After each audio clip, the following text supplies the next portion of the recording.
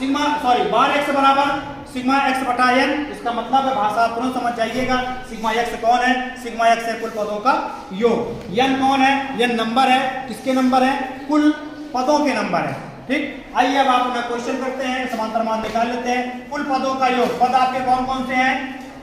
40 plus 50 plus 68, very good, plus 70 plus 72। ये कितने हैं? पदों की संख्या कितनी है? फिलहाल यहाँ पहले से स्पष्ट है, और नहीं स्पष्ट होगा तो आप क्या करेंगे? उसको काउंट कर लेंगे, गिन लेंगे। नहीं स्पष्ट होगा, यहाँ पर तो दिया है 5 शिक्षार्थी है, तो ये तो पहले से बता दिया है। नहीं होगा तो आप क्या करेंगे? उसको गिन लेंगे। ठीक है ना? कैसे गिनेंगे? 1 2 3 करके, इस तरह से 1 2 3 4 करके। तो फिलहाल यहाँ पर आपका क्या हो गया? 5। इसको क्या करना है? सबको जोड़ लेना है। ठीक है, आइए जोड़ लेते हैं। 0 0 8 8 0 2 8 2 कितना हो गया? 10। आप डायरेक्ट नहीं जोड़ पा रहे हैं तो आप क्या करिएगा? सबको ऊपर नीचे ऐसे लिखते लिखते लिखते उसके बाद जोड़ लीजिएगा। यहाँ मैं डायरेक्ट क्या कर रहा हूँ? इकाई पहले इकाई सब जोड़ लिया मैंने। कितना आया? 0 आया। हासिल कितना आ गया? 1 आ गया। हासिल कितना आया? 1। इसके बाद में 5 4 9 9 6 15 और 15 7 22 और 22 7 29 और 29 और 1 कितना? 30। ये इस तरह से इसको हम आसानी से जोड़ लिए और बटा क्या? 5। अब इसको हमको 5 से सरल कर लेना है, अर्थात 5 से इसको भाग दे देना है। 5 से इसको क्या करना है? भाग देना है। तो 5 से बहुत आसानी से कट जाएगा। 5 6 30 5 0 0। इस तरह से कुल शिक्षार्थियों का औसत जो आ गया वो कितना आ गया? 60 आ गया। यही आपका आंसर हो गया। यही आपका आंसर हो गया। ठीक है, क्वेश्चन नंबर 2 आपका सेम इसी तरह से है। किसी फैक्ट्री के 15 मजदूरों की प्रतिदिन की मजदूरी, 15 मजदूरों का, यहाँ जो यन है वो कितना रहेगा? 15 रहेगा। और मजदूरों की मजदूरी क्रमशः करके दिया गया है। मजदूरों की मजदूरी का समांतर माध्य निकालिए। आपको वही निकालना है, समांतर माध्य। यहाँ पर मजदूरों की मजदूरी का आप क्या करेंगे? उसको सबको क्या करना है? जोड़ लेना है। तो जोड़ना तो प्रत्येक बच्चे को आता है। ठीक है ना? तो आप क्या करिएगा? सब जोड़ करके 15 से उसको क्या कर देना है? आपको भाग कर देना है। ठीक, क्वेश्चन नंबर आपका 3 है। नीचे दी गई साड़ी के आंकड़ों का समांतर माध्य ज्ञात कीजिए। ये इस तरह से दिया गया है। अब इसके पहले जो आपने सीखा है वहां पर समांतर माध्य में क्या था कि बारंबारता नहीं दिया गया था। क्या था उसमें? बारंबारता नहीं दिया गया था। और अभी इस वाले में क्या है कि बारंबारता दिया गया है। तो ध्यान दीजिएगा, ये जो आपके सूत्र भी आपको बताए गए, सिग्मा एक्स बटा एन करके, कौन बराबर? समांतर माध्य बराबर। समांतर माध्य बराबर सिग्मा एक्स बटा एन। कब है सूत्र? जब आपके बारंबारता नहीं दिए गए होंगे। कौन नहीं दिया गया होगा? बारंबारता नहीं दिए गए होंगे और आंकड़े आपके अवर्गीकृत होंगे। अवर्गीकृत, इसका मतलब है कि आंकड़े जो है आपके वर्गीकृत नहीं होंगे। तब जो है ये फार्मूला आपको इस्तेमाल करना है। इस सूत्र का आपको प्रयोग करना है।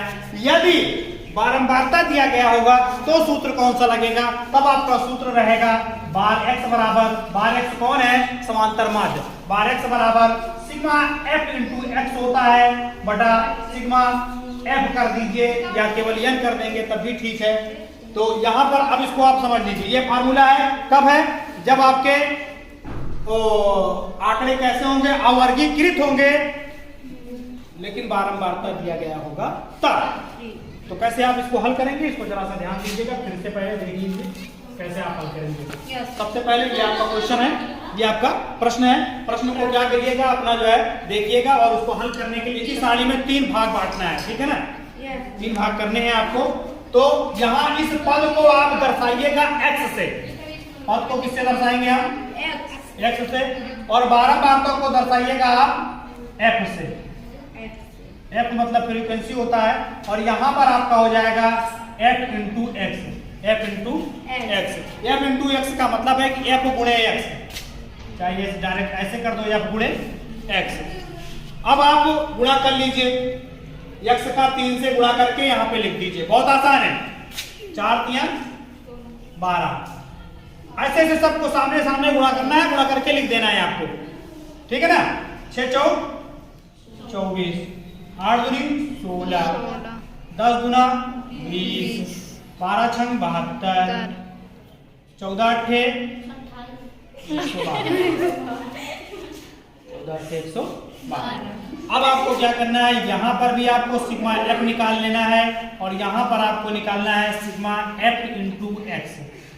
सिग्मा एफ इंटू एक्स कौन होगा, आपको इन सबको जोड़ लेना है, यहाँ पर लिखना है। सिग्मा एफ कौन होगा, इसको आपको जोड़ लेना है। आइए जोड़ते हैं, 4 3 7 2 9 और 9 2 11 और 11 6 कितना 17 और 17 8 कितना हो गया 25।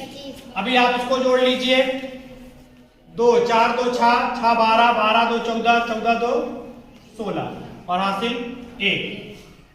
पुनः जो है 2 1 3 एक हासिल था 4 हो गया, 4 1 5 2 7 7 14 1 15 हासिल 1 और 1 1 2।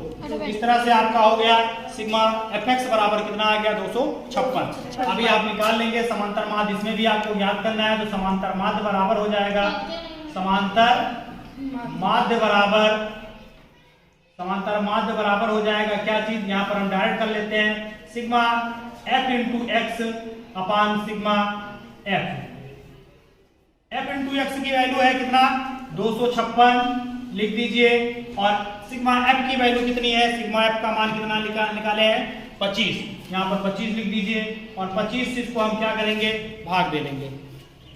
ठीक है, इसको सरल कर लीजिएगा, 25 से कन्नम 25, अभी जो है 25 का पहाड़ा अच्छा में नहीं जाएगा तो हम 0 लगाएंगे, पुनः जो है दशमलव लगाएंगे, अब 60 हो जाएगा आपका 25 का पहाड़ा 60 के लिए 25 गुना 50 10 60 25 चौको 100। इस तरह से आपका आ गया 10.24, यही आपका आंसर हो गया, समांतर माध्य निकल गया।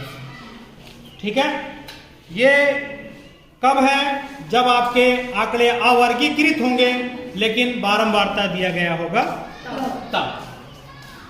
ऐसे ही सेम आपको क्वेश्चन नंबर 4 हल करना है। यहां पर भी आपको दिया गया है उपर्युक्त, लास्ट में क्वेश्चन है उपर्युक्त आंकड़ों का समांतर माध्य ज्ञात कीजिए। तो ऐसे ही सेम आप निकाल लीजिएगा। शिक्षार्थियों की ऊंचाई सेंटीमीटर में यहाँ लिखिएगा, शिक्षार्थियों की ऊंचाई सेंटीमीटर में, और यहाँ पर फिर उसको x लगाइएगा, उसको x मान लेंगे। ठीक है ना, उसके बाद बारंबारता लिखा है, आप भी बारंबारता लिखिएगा, उसको क्या मान लीजिएगा f मान लीजिएगा।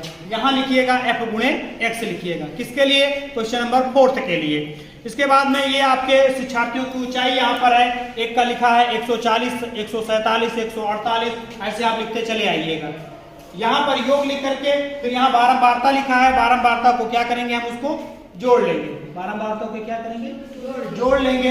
इसको जोड़ने के बाद में यहाँ लिख दीजिएगा, फिर इन दोनों का गुणा करके यहाँ पे लिखेंगे, इन दोनों का गुणा करके यहाँ पर लिखेंगे, ऐसे से गुणा करके लिखेंगे, गुणा करके लिखेंगे, गुणा करके लिखेंगे। लिखने के बाद में इन सबको फिर जोड़ लेंगे और जोड़ने के बाद में ऐसे समांतर माध्य लिखिएगा।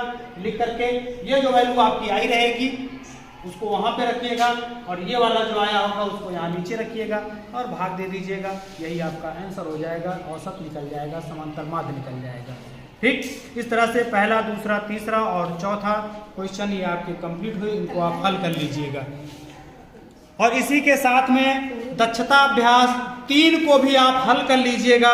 दक्षता अभ्यास 3 कैसे हल होगा, किसी परीक्षा में एक कक्षा के 15 शिक्षार्थियों के पूर्णांक 100 में से प्राप्तांक निम्नवत है। यहाँ पर प्राप्तांक दिए गए हैं और इनका क्या करना है, हमको प्राप्तांकों का समांतर माध्य ज्ञात कीजिए। अभी अभी आपने समांतर माध्य पढ़ा, समांतर माध्य में क्या होता है, यहाँ पर आपको बारंबारता नहीं दिया गया है तो सीधा आपका डायरेक्ट रहेगा कुल पदों का योग बटे पदों की संख्या। कुल पद आपके जो भी हैं 15 शिक्षार्थी हैं, कितने हैं 15, तो इन सबको क्या करना है, आपको जोड़ लेना है, जैसे अभी इसके पहले क्वेश्चन नंबर पहला किया गया। इन सबको जोड़ लेना है और 15 से आपको भाग दे देना है। ठीक है, ऐसे ही क्वेश्चन नंबर आपका 2 भी है, इनको आप हल करिएगा। जहां नहीं समझ में आएगा वो हमसे पूछ लीजिएगा आप। वैसे क्वेश्चन नंबर 3, 4, 5 और 6 इसी तरह से लगेंगे।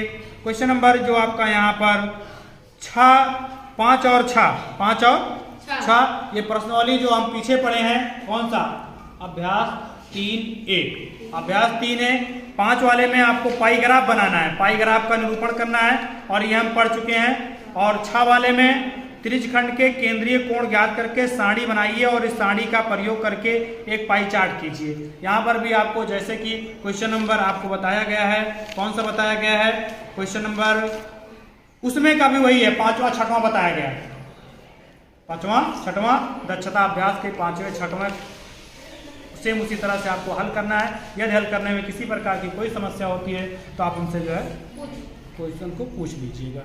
ठीक।